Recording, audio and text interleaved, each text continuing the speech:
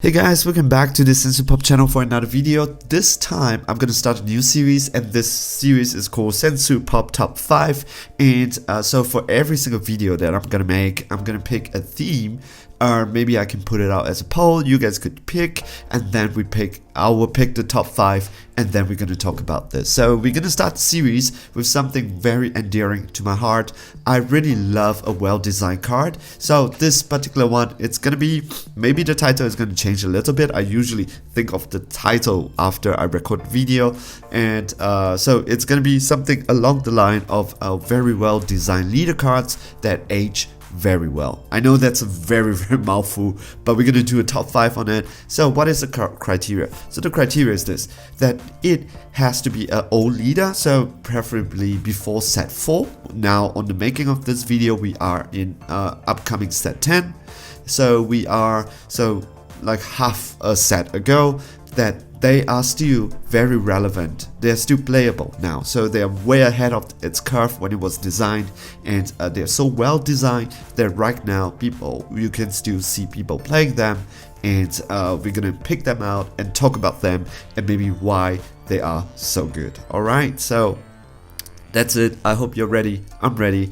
Maybe let me tone down the volume a little bit. Alright, sounds a little bit better. Yeah, much better. Alright, so let's go. First one, top 5. On my number 5 spot is the card that I think really deserves to be here. If you take a look at the card number itself, it's BT1. That means it's main set 1 and 001. So the first card ever designed and printed that has the that starts the whole card game. So 001, it's right here, and let me explain why. It's not because it's nostalgia factor. This card, it's designed, when it was designed, it was way ahead of its curve. Yep. So red is the color of aggression. It's supposed to be aggressive. It's supposed to swing, and hit really hard. That was the whole idea of red at the start. So Champa, his auto, when your battle card attacks a leader card, and if the attacking card was 15k or more, draw a card once per turn on the awakened side, right? On its unawakened side. And every single leader before set 3 was draw 2. So set 1, set 2, everybody is draw 2. So that's that. Why is this leader so good? During the time where it is set 1 and 2, right? Most leader does not have the ability to draw on its awakened side, and this on its unawakened side. You have to, what we usually do is we try to get ourselves in how the game plays this. You want to self-awaken until you reach 4, draw that 2, then the game starts, because every single turn at that point of time you draw 2 for most leaders. But for Champa, it's very different. Maybe in set 1 it was very difficult for him to play because of the power creep, right? In doing set 1, to play something that is 15k, usually you take around 3 energy. So maybe that was when they were thinking about, but when set 2 came out, the power creep slowly started to show, because with the double shot Vegeta that combos, and then he comes into play. That card was so good because that card was 15k, and then you can play it on your defensive turn, so you get the +1, and then you swing with your leader with that card, and then your leader starts drawing 1. He doesn't even need to awaken, so that's why he was so powerful. And on his awakened side, it's even worse.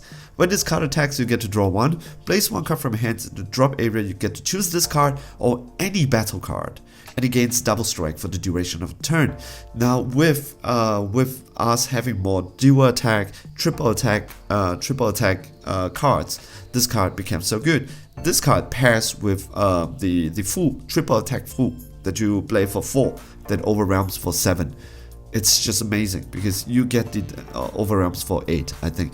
You get the double strike, triple attack, and then with Fool's ability, this card is just so good. And this is activate main. It's not once per turn, so you could just activate main, give it double strike, until you reach that amount of cards in your drop area, and then you just go for the overwhelm. That's just amazing. This card is still being played. One of my favorite cards. Really, I find myself keep coming back into him because he is such a good card by itself. Right, so that is my number 5 pick. what is my number 4 pick. Here we go. Number 4 pick is Pan, ready to fight. So when this card came out, the reception was okay, but after playing with this lady, we slowly realized that how good this lady is. So when you play a battle card, you get to choose the card. It gains 5k for the duration of turn. If the power is 20k or more, you get to draw a card. What is so good about this, right? The good part about this, it's once per turn. So it doesn't mean Champa, you need to attack. That means it has to be your turn, right? Because your turn has the attack phase. But for her, she doesn't need to attack. That anytime you play during your turn or your opponent's turn, that first battle card that you play gets 5k, and if you reach 20k with the battle card, you get to draw a card. So that means the double shot Vegeta, when you play, you get to draw a card. Right now, with Topo, you get to draw a card. So during your opponent's turn, you Topo, then you draw a card with this lady. Because you still play a battle card, it doesn't matter what battle card it is. You negate and you play the card. Topo was 20, you get the plus 5k, and then you get to draw a card. So she's really, really good. She really gives you the hand draw advantage that you have with that we need. Yeah. So she's untapped 2. We slowly found out how powerful the untapped 2 leaders are. It took some time, but we found out in set 3. And also once per turn, it's the same, and you get to draw a card. So during the crazy part about her is that she, during the time where she unwake, so in the past, right, when we reach set 3, we have to make a choice. Do we pick a untapped 2 leader, or we pick a draw 2 leader? Most leader untapped are very good, but you kind of lose a little bit of hand advantage against the other opponent. You kind of lose it. But when it comes to Pan, you don't, because during your turn you draw a card. If you play something which is 15k or more, yeah, because you get the plus 5k, right? During your opponent's turn, when you replay that, you get to plus 5k again. Then at the same time, during your turn, you can play one card. During your Awaken's turn, right? You get to play one card, you get the 5k, you get to draw that one card, then you flip over, you get to untap 2, you play another card, you get to draw, you get the extra 5k, and then you get to draw that one card again. And then when she swings, you draw a card. So basically, she's a draw 2 and untap 2 if you play it correctly. So that's why this leader was so powerful during the time. And right now, I think she's being slapped a point, because slowly and slowly, she becomes, she's always, because of her mechanics, she always has the ability to come back any one point of time. Alright, so this is my pick for set 4. Right now, we're gonna go for my third place. It's gonna be the ultimate golden form Frieza. This card is just simply amazing. So on his awakened side, he is BT1. So BT1 083. Yep, 083. So activate main once per turn. Place one of your Frieza army's battle card in its drop area, not KO'd. That is just amazing, really, because this card will have to be errated if you said KO one of your Frieza's army's battle card. But no, it says place one of your Frieza army's battle card, no color. So it can be yellow, green, or red. It doesn't matter. If you do that, you choose one up to one of your energy, no color restriction again, switch it to active mode, then you get to draw one card. So during his time, he was able to untap and draw one at the same time without being awakened. Yeah, when your life is 4 or less, you may draw 2 cards and flip this card over. Activate main on his awakened side, that's when he goes crazy. Place one of your Frieza's army battle card in his drop area. You get to choose 2 of your energy, untap, then you draw a card. And you thought that that's over. When he attacks, he gets to draw a card also. So he gets to draw a card, like 3 cards in your turn, and untaps 2. So he untaps 2, draw 3, including the first card that you draw for the turn, right? So he is untap 2, draw 3 on his awakened side, draw 2, untap 1 on his awakened side. So he is simply just a very, very amazing leader when it comes to the card design itself. The thing is that when it comes to set 1, if you are able to draw on your awakened side, you are already a very good leader. And in set 2, set 1 and 2 is the same. But this guy, it's different. You get to draw and untap at the same time. So he is just amazing for him, right? And so it's the same as Pan. If you play it correctly during your Awakens turn, you get all the advantage that you want. Alright, so because it's activate main on his Awakened side, activate main on his Unawakened side, what you're gonna get here is that you can activate his main one time. So this is what you play. You sack one of your Frieza's Army's battle card, draw, untap one. Yep, so you untap one, you draw, Awaken, draw 2. Then after that, you sack it again, one of your battle card. Then you get to draw 1 and untap 2. And then you swing, you get to draw 1. So draw 1, draw 2, draw 1, draw 1. So he is a draw 5, untap 3 during his Awakened side. That is just amazing. If you have your Frieza Army's battle card, and let's be real, I play with this leader so much, if you don't have it, most probably either you're playing against Baby Vegeta with like crazy bot clear, or you're not doing it correctly. Alright, so this leader is just amazing. I love playing with this leader, and of course he has because he is a Frieza Army, he has access to one of the most powerful extra card in the game called Bloodlust. It's limited to 1, but usually with this amount of draws that you have, I think you should be able to have it. There's a high chance that you should be able to have it. So this card, it is just amazing and well designed that right now we are still seeing people playing it. Yeah? Alright. So we're gonna go to number 2. Who is number 2? Bam! Hirudegan. Now we're gonna go to blue. Hirudegan is just generically a very he's just a very generic leader that helps a lot. Being a blue leader, he gets Senzu Bean, accesses Senzu Bean and Dimensional Magic, so which is so powerful. And if you want to build a blue deck that has blue cards, what you're gonna do here is just so simple. Because when he attacks a leader card, you choose one battle card, you drop it, and then you draw 2. You drop something that you don't want, and then you get to draw 2. With the Minota or something like that. That card, the battle card, when you drop, you get to draw 2. Then because you drop that particular card, you get to draw 1 more from the deck that Hirudegan, right? You search and then you put it into your hands. So drop 1 plus 3. This guy can do it, right? So you kind of thin out your deck so that you get to draw into your cards as much as possible. He has access to one of the very powerful super combos also, when you drop 1 and then you draw 2. That's pretty darn amazing. Okay, so he is untapped to you. On his Awakened side, he does not have that access, but if you have 4 more energy, your opponent has to choose 1 card from his hands and put it on top of his deck, which itself, it's a very powerful ability. Let me explain why. Because usually if your opponent has a very bad hand, your opponent wants to draw into the cards that you want. But with Hirudegan, when you attack, he has to choose one card from his hands, and he puts it on top of his deck. That means if his draw power is not good, he will draw into that card again, so his hands doesn't get replenished. You could argue that if your opponent has a good hand, okay, that might be bad because he will get the cards again.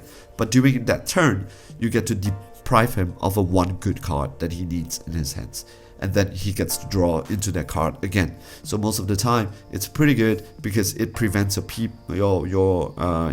prevent your opponent to recycle. All right. So Hirudegan, nothing much to say. Seeing that sometimes it just pops up from the tournament from time to time. That's how good this card is. It's BT4, so this is the maximum that we're gonna go. We're not gonna include anything for BT5. All right. So now we come into the top card, the top card, the most well-designed card that we're gonna see people still using it right now. But before we do that, let's do one honorable mention, just one. All right. So the next card, it's very dear to me in my heart. It's honorable mention. It's not first. Honorable mention, Broly. So BT1 Broly, the card that got me started in the game, so I just want to give a big shout out to this card. What I like about this card is that is this card well designed? It's okay. It's okay. Yeah. So when this card attacks both opponent, you and your both players, you and your opponent, gets to choose one card from their hands and place it into the drop area. But that is Broly. That's why I love this card, right? This card. The permanent is actually not that good because this card cannot attack battle card. Unfortunately, that the problem with it's with Deadly Defender and things like that. During that set when it came out, I think it was BT5. Broly became very difficult to play because when someone has Deadly Defenders on their board, and you cannot really swing at all with a leader. So when you can't swing with a leader, you cannot draw. And I think Deadly Defender, either Deadly Defender, it's a very badly designed card because they should think about Broly and says, except for leaders, right? Leaders can swing, but that's it, because Broly, what can he do, right? So he kind of fell out of favor, but Broly, big Broly, is still gonna get a lot of attention. Yeah, with the right mechanics, this can be done. I love how well designed this card is, not according to mechanics, but it's how the mechanics ties in so much with the character, because Broly is a berserker. He can attack anybody, so he doesn't care whether are you a friend or foe, he attacks anybody. So you have to set up, your whole idea is to protect your board, set up the correct stuff, and let the leader, which is so powerful, just to do the work for you. That will set 1 and 2. That's really good. And if we're gonna talk about, is there still players playing this, big shout out to Josh here, who's coming from the Dragon Ball Broly group, the leader, the guy who sets it up, the leader of the group. He is the guy who's still playing it. So I could still say that there are still people bringing this. Someone brought this to a recent tournament and got top 32. So it's honorable mention. At the same time, it's still kind of being played. Alright, so without further ado, let's go to top 1. What do you think it will be? Soul Striker Goku. There is no discussion. I don't think we need to discuss them. I think most of you can contest about number 1, number 2, number 3, number 4. Yeah, no. Number 2, number 3, number 4, number 5. Yeah, I think we can talk about that, and maybe the placement or maybe some card is just better. But there is no discussion regarding this card. Soul Striker Goku, the first starter deck leader. What he does is this: when he attacks, you get to choose one of your blue energy. You get to switch it to active mode. When your life is 4 or less, you get to draw 2, flip this card over. During your turn, if you have 5 or more energy, he gains permanent, he gains 5k. During your turn, so it's not a sensu bean. That is pretty well designed, because if it's like permanent, if you have 5 or more energy, this card gains 5k. It's too much. When this card attacks, you get to draw a card, then you get to choose. You draw a card, and then you get to choose up to 2 of your blue energy and switch it to active mode. He is the exact opposite of Frieza, which is really nice. I love how they play off this thing, because when it comes to Soul Striker Goku, Frieza untaps 2, untaps 1, draw 1. He untaps 1. The difference is Frieza has to sack his own Frieza army. He's the bad guy, right? The villain. So he has to do that to achieve that, but he gains a little bit of advantage, because in order for you to play one card, you kind of have to neck, right? So you neck 1, and then you get to draw that 1 card back. But when it comes to Soul Striker Goku, no, he gets the untap immediately. So both him and Frieza at the same time. Frieza's untap 3 if you have the right cards on your board. He doesn't. He untaps 2 and draw 2 during his Awakens turn. So that's pretty amazing. He draws 2, and then when he swings, he untaps 2. So that's just pretty amazing. And of course, Frieza has no energy restriction. When it comes to Soul Striker Goku, before we reach the multicolor card, we see limited plays when it comes to him, because he has to untap a blue energy. But when it comes to multicolor, the more the multicolor comes out, the more that we see him being played, because if you are playing blue-green, blue-yellow, blue-red, it is still blue. So he can untap those multicolor energy, and that's what he does, yeah? So he swings, he untaps the multicolor, and then you still can play, you extend your play. So with him, what you can do is you can attack, and then with the untap 2 energy, you can extend your play. So you can choose to be aggressive, or you could choose to be defensive, because you can leave the 2 untap, and then you go. Most of the time, we cannot tap out all our energy, but with Soul Striker Goku, with Frieza, you can untap them, and at the same time, you can at the same time, I'm sorry to use at the same time so often, you could untap them, and you could choose whether do you want to be defensive or continue to attack more using those cards that are open. So Soul Striker Goku, we saw him from time to time, again and again, showing up in tournaments. What other leaders can do, Soul Striker maybe can do it a little bit better, right? So we are not going to talk about Super Saiyan 3. That was a pretty bad meta. Okay, I'm pretty sure I'm gonna get hate. So this is my pick from top 5 of well-designed leaders that age really well, that we still see play in current meta. So I hope, what do you think about my pick, my top 5? Do you agree? Do you disagree? Put down into comment. I would love to hear from you. If you like and would like to see more top 5 coming from this channel, coming from me, just let me know, and then maybe I'll put out a poll and said, okay, what would be the next top 5 that we want to see?